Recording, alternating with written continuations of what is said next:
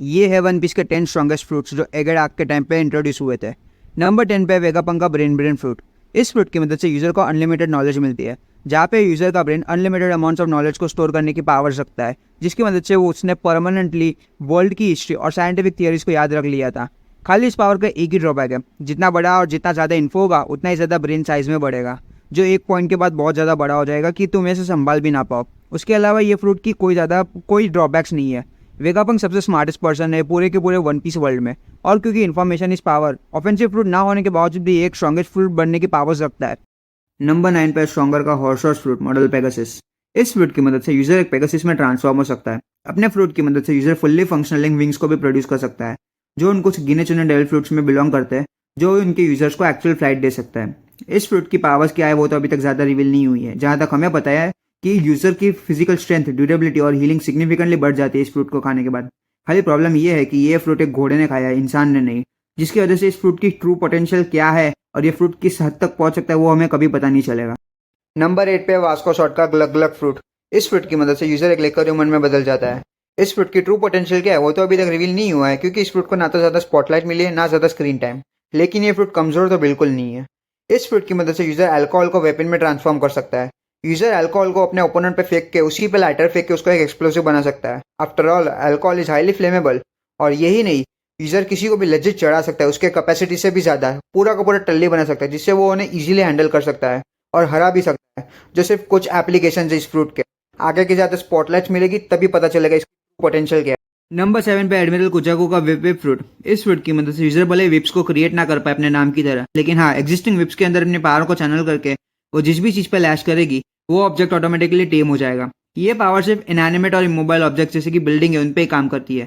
एक बार ऑब्जेक्ट टेम हो जाए तो यूजर उससे अपने कोई भी कमांड्स फॉलो करवा सकती है। अगेन, ये फ्रूट को भी ज़्यादा स्पॉटलाइट नहीं मिले कि हमें पता चले इस फ्रूट की ट्रू पोटेंशियल क्या है, लेकिन हाँ, एगेड आइलैंड के टाइम पे इंट्रोड्यूस हुए फ्रूट्स में डेफिनेटली एक स्ट्रॉन्ग फ्रूट है।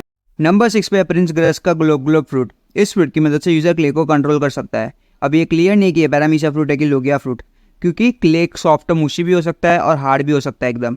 User durable defence structures create कर सकता है, और तो और वो वेपन्स को स्पैक्ड मॉर्निंग स्टार से मोल्ड भी कर सकता है। वो बड़े बड़े गोलेम्स को भी क्रिएट कर सकता है जो उसके बिहाफ पे लड़ सकते हैं। ये गोलेम जनरल डैमेज जिसकी गन फायर से इनवल्नरेबल होते हैं, जिससे ये फ्रूट अच्छा पोटेंशियल रखता है और ज़्यादा स्ट्रॉन्ग बनने का। नंबर 5 पे डॉग क्यू का सिक फ्रूट। इस फ्रूट की मदद से यूजर बहुत सारी अलग अलग डिजीजेज क्रिएट कर सकता है, जिसकी मदद से वो अपने ओपोनेंट्स को इनकैपेसिटेट कर सकता है। हार्ट पायरेट्स ये जेल भी चुके हैं, जहाँ पे बहुत सारे उसके मेल क्रू मेंबर्स इंक्लूडिंग लॉ फीमेल बन गए थे सब। ये डिजीज़ बहुत ज़्यादा जल्दी स्प्रेड होती है और उसकी रेंज भी बहुत ज़्यादा है, जहाँ पे हार्ट पायरेट्स जो पानी के नीचे थे वो भी अफेक्ट हो गए थे इस डिजीज़ से। हाँ, लेकिन इस डिजीज़ को काउंटर किया जा सकता है हाकी से, और इस फ्रूट के पास बहुत ज़्यादा पोटेंशियल है, गिवन ये फ्रूट एक डॉक्टर के पास है इसीलिए। नंबर 4 पर है आवलो पिज़ारो का आइलैंड फ्रूट। इस फ्रूट की मदद से यूजर आइलैंड से मर्ज हो सकता है। वन पीस वर्ल्ड में ऐसे कुछ गिने चुने फ्रूट्स है जो पूरे के पूरे आइलैंड्स को डिस्ट्रॉय कर सकता है, और ये एक फ्रूट है जो पूरे आइलैंड को एक मोबिलाइज वेपन में बदल सकता है। ये एक स्पेशल पैरामीशा फ्रूट है, जहाँ पे यूजर आइलैंड से मर्ज होने के बाद लैंडमार्क्स को कम्युनिकेशन के लिए यूज कर सकता है। आइलैंड की जियोग्राफी को बड़े बड़े लिम्स में कन्वर्ट कर सकता है। ये लिम्स मरीन बैटलशिप्स को भी डिस्ट्रॉय कर सकता है। कैनन फायर इसका कुछ उखाड़ नहीं सकते, ना इसे धीमा कर सकते हैं। ड्रॉबैक सिर्फ ये है कि बस्टर कॉल जैसे इंसिडेंट्स के टाइम पे जहाँ पे पूरे के पूरे आइलैंड पे लार्ज स्केल डैमेज होता है, वो डैमेज उसके रियल बॉडी पे भी अफेक्ट हो जाएगा। अगर उसे अच्छे से यूज़ किया तो ये फ्रूट पूरे वन पीस वर्ल्ड में सबसे ज़्यादा ताकतवर फ्रूट बनने की ताकत रखता है, स्पेशली जब डेविल फ्रूट्स की वीकनेस वाटर और आइलैंड ही उनका सेफ जोन है।